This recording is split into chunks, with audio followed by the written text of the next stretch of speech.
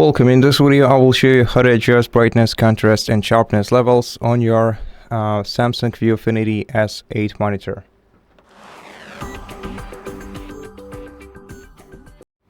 So first of all, you have to reach for the joystick that is located on the back side of the monitor. You can easily reach for it from the bottom of your monitor. Press your joystick once, move it upwards to get to the menu, and press joystick once again to confirm. Now you're gonna have to select picture on the sidebar. To navigate on the sidebar,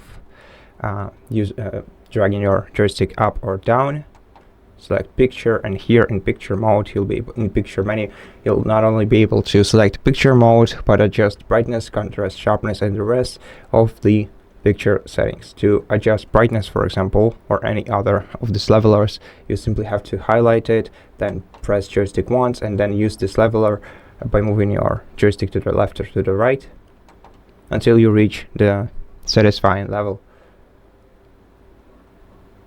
And this way you can change pretty much all in this menu. If you want to reset your picture settings, you can select picture reset option on the third page of the picture settings. And then you're gonna have to confirm by clicking yes, and this will reset your picture settings to default.